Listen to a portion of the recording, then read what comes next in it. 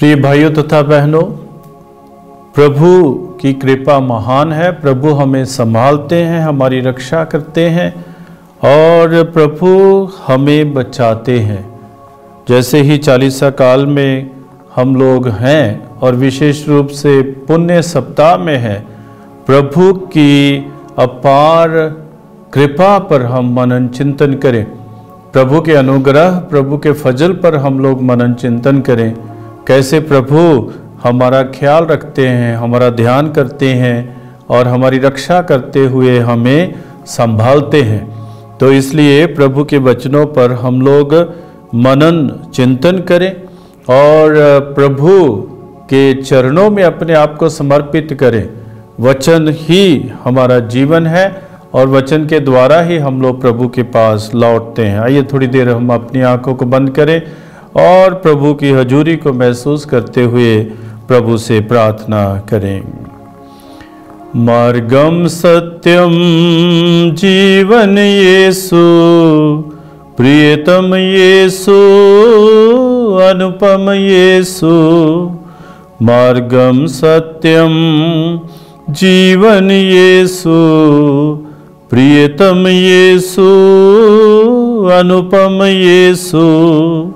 सच्चाई का दर्पण यीशु, सारे जग का जीवन यीशु। सच्चाई का दर्पण यीशु, सारे जग का जीवन यीशु। वह अपने भक्तों को मुक्ति देता, शक्ति दाता है वो शक्ति देता। मार्गम सत्यम जीवन यीशु, प्रियतम यीशु, अनुपम यीशु। मार्गम सत्यम जीवन यीशु, प्रियतम यीशु, अनुपम यीशु।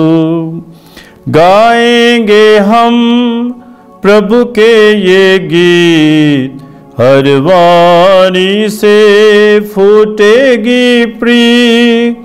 गाएंगे हम प्रभु के ये गीत, हर वाणी से फूटेगी प्रीत।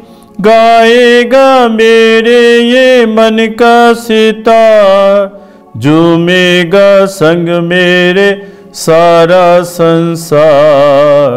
मार्गम सत्यम जीवन यीशु, प्रियतम यीशु, अनुपम यीशु।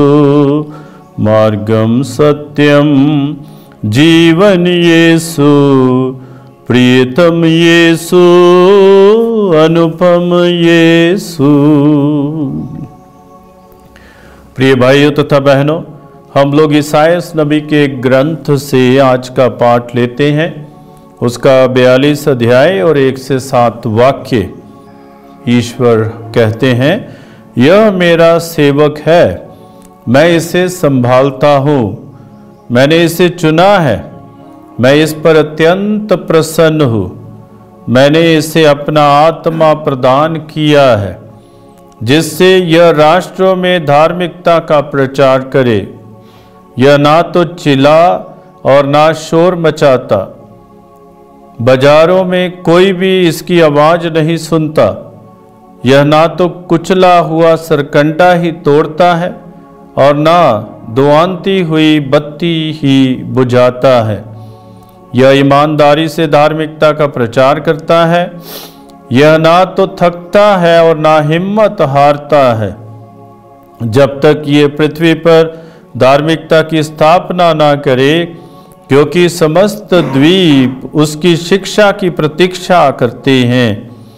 जिसने आकाश बनाकर फैला दिया और पृथ्वी और उसकी हरियाली उत्पन्न की है, जिसने उसमें रहने वाले मनुष्यों को जीवन प्रदान किया और उस पर विचरने वाले जीव जंतुओं में प्राण डाले हैं, वही प्रभु ईश्वर ये कहता है, मैं प्रभु ने दया कर तुमको बुलाया और तुम्हारा हाथ पकड़कर तुमको संभाला है। मैंने तुम्हारे द्वारा अपनी प्रजा को एक विधान दिया और तुम्हें राष्ट्रों की ज्योति बनाया है, जिससे तुम अंधों को दृष्टि दो, बंदियों को मुक्त करो और अंधकार में रहने वालों को ज्योति प्रदान करो। प्रिय भाइयों तथा बहनों, प्रभु हमारा जीवन है।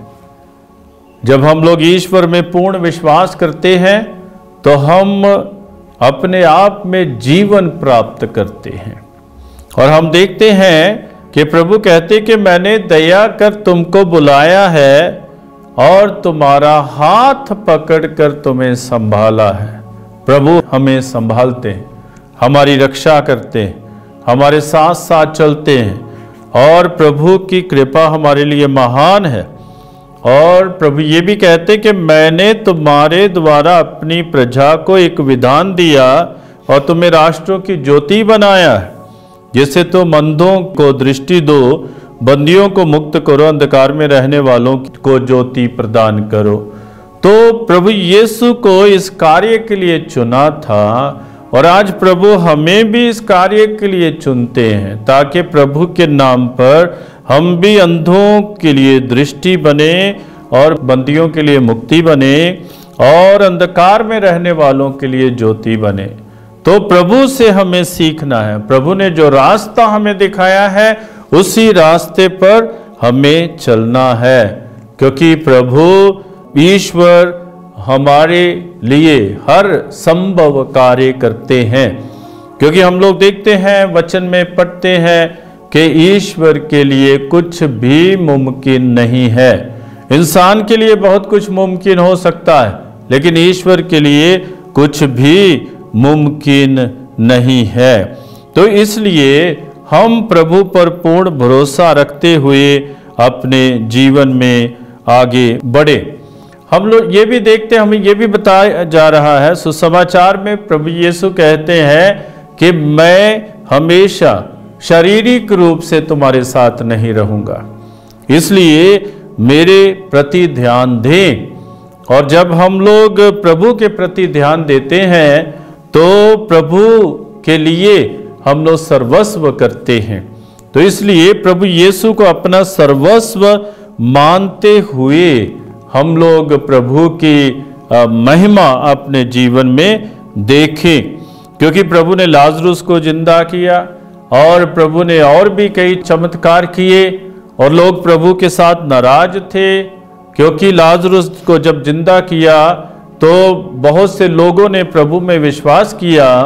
और ये जो शास्त्री और फरीसी थे, ये चाहते थे कि लाजरुस को भी मार डाला जाए, क्योंकि लाजरुस के कारण ही बहुत से लोग प्रभु यीशु के पास आ रहे थे। लेकिन जब प्रभु हम में से हर एक को संभालते हैं, ये हमारा कर्तव्य बनता है कि हम प्रभु पर विश्वास करें। भले ही हम लोग प्रभु के चमत्कार देखकर विश्वास करते हैं या फिर दूसरे लोगों के जीवन में प्रभु की महिमा को देखकर विश्वास करते हैं, या फिर हमें किसी के द्वारा वचन को सुनाया जाता है फिर हम लोग विश्वास करते हैं, या फिर हम लोग वचन को खुद पढ़ते हैं तो तब हम लोग प्रभु में विश्वास करते हैं, या फिर प्रभु हमारे जीवन में ऐसे चमत्कार करते हैं कि हम उससे प्रभावित होकर प्रभु में विश्वास करते हैं। कहने का भाव कि प्रभु हमारी रक्षा करना चाहते हैं, प्रभु हमें संभालते हैं। हम प्रभु के चरणों में समर्पित अपने आप को करते हुए प्रभु के वचनों को देखें, प्रभु के वचनों को पढ़ें, प्रभु के वचनों को अपने जीवन में अपनाएं। क्या लिखा है कि प्रभु तुझे प्रणाम, तूने ही हम पापियों से सहानुभूति दिखाई। हम तो पापी थे, पाप में डूबे जा रहे थे, तब प्रभु यीशु आए, उन्होंने हमारे साथ सहानुभूति दिखाई। पाप के जो मार्ग हैं उनसे हमें दूर रखते हुए अपनी शिक्षा हमें सुनाई, ताकि हम लोग उस शिक्षा पर अमल करें, ताकि हम लोग उस शिक्षा पर चलें।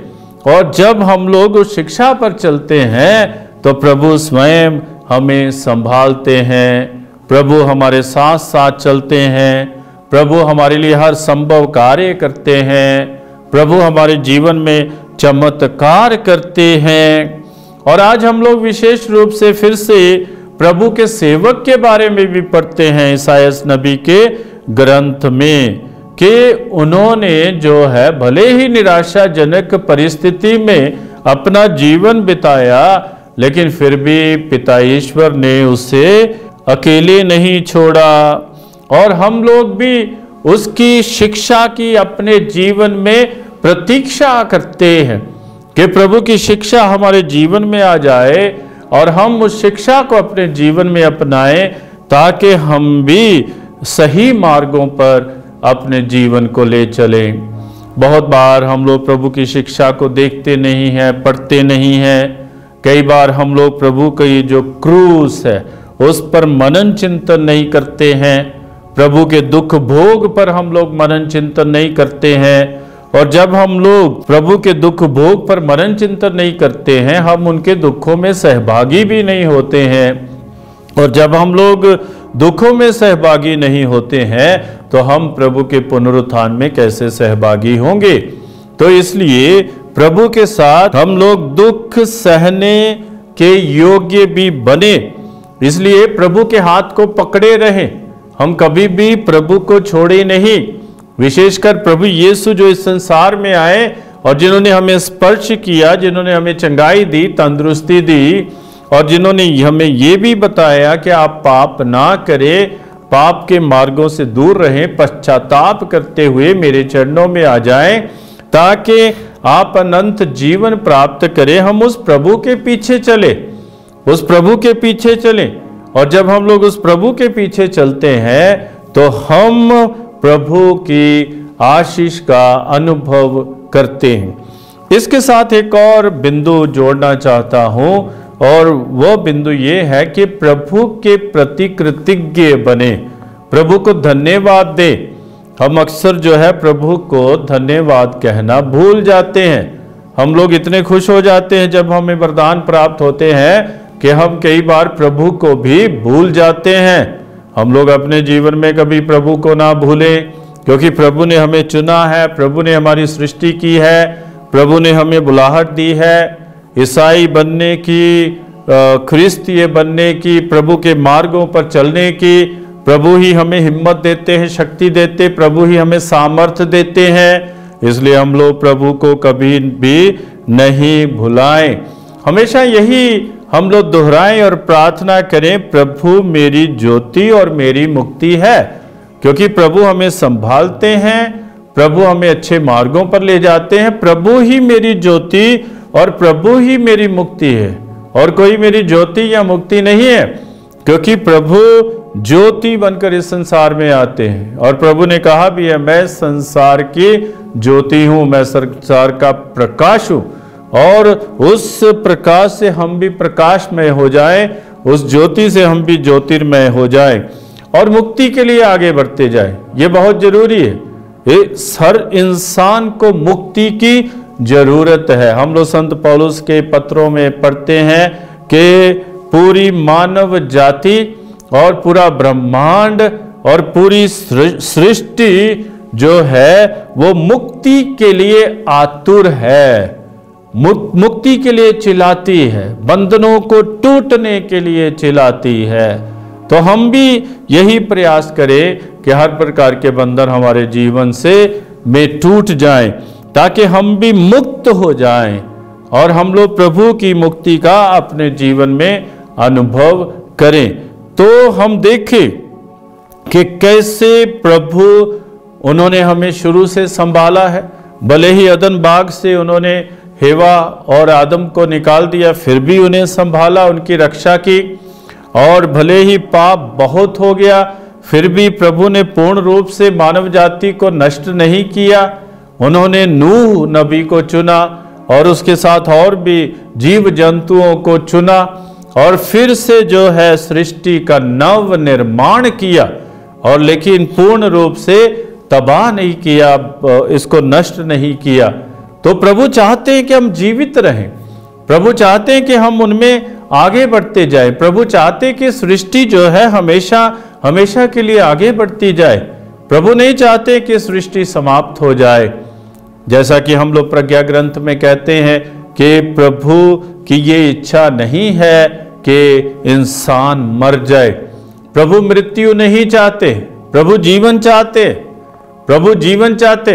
लेकिन बहुत बार हम अपने ही गुनाह गलतियों के कारण, पापों के कारण जो है मृत्यु की ओर बढ़ते हैं। जब हम लोग प्रभु की आज्ञा का पालन नहीं करते हैं, जब हम लोग प्रभु की शिक्षा को अपने जीवन में नहीं मानते हैं, जब हम लोग प्रभु के मूल्यों को अपने जीवन में नहीं अपनाते हैं, जब हम लोग प्रभु के गुणों को अपने जीवन में नहीं अपनाते हैं, तो हम मृत्यु की ओर भाग रहे हैं। और आजकल जो संसार में देखा जा रहा है, बहुत से लोग मृत्यु की ओर भाग रहे हैं, कई बातों के पीछे पड़े हुए हैं।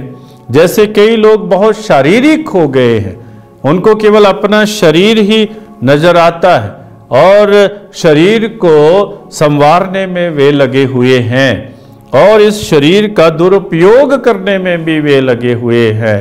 और कुछ लोग जो हैं धन दौलत के पीछे भाग रहे हैं और धन दौलत के पीछे भागते हुए वे अपना आप खो देते हैं और कई प्रकार के तरीकों से धन प्राप्त करते हैं, लेकिन अपने आप को खो देते हैं। कुछ लोगों ने अपने आप को ही ईश्वर बना दिया है, अपनी ही पूजा करते हैं, अपने शरीर की ही पूजा करते हैं, धन दौलत की ही पूजा करते हैं।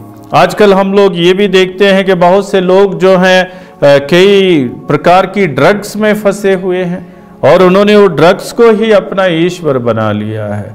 तो हम लोग अपने आप को खुद बर्बाद कर रहे हैं, हम लोग अपने आप को खुद नष्ट कर रहे हैं। प्रभु तो बचाना चाहते, प्रभु तो संभालना चाहते, प्रभु चाहते हैं कि हम उनके रास्तों पर चले, प्रभु तो चाहते हैं कि हम उनकी कृपा से भरे रहें, प्रभु चाहते हैं कि हम उनके आत्मा का अनुभव करें, प्रभु चाहते हैं कि हम उनकी खुशी और आनंद का अनुभव करें। लेकिन हम में से बहुत से लोग ऐसी आदतों में पड़े हुए हैं कि उन बुरी आदतों को, दुष्ट आदतों को छोड़ना नहीं चाहते हैं और प्रभु से दूर हो जाते हैं। आइए हम लोग आज संकल्प ले कि हम प्रभु से दूर ना हो जाएं। प्रभु जो हमें संभालता है, हमारी रक्षा चलता है, हमारे साथ साथ चलता है, जिन्होंने हमें आश्वासन दिया है कि तू कहीं भी जाएगा और जहां जहां भी जाएगा मैं तुम्हारे साथ चलूंगा। यही प्रभु हमें बताते हैं, तू जहां कहीं भी जाएगा मैं तुम्हारे साथ चलूंगा। योशुआ को प्रभु ने यही कहा था कि जैसे अपने सेवक मूसा के साथ मैं चला, वैसे मैं तेरे संग भी चलूंगा। और आज हमें भी यही प्रभु कहते हैं कि मैं तेरे साथ साथ चलूंगा जहां भी तू जाए। कहने का भाव, तेरा ख्याल रखूंगा, तेरा ध्यान करूंगा और तुझे संभालूंगा, तेरी रक्षा करूंगा और तेरे साथ साथ मैं हमेशा चलता रहूंगा। पिता और पुत्र और पवित्र आत्मा के नाम पर आमीन।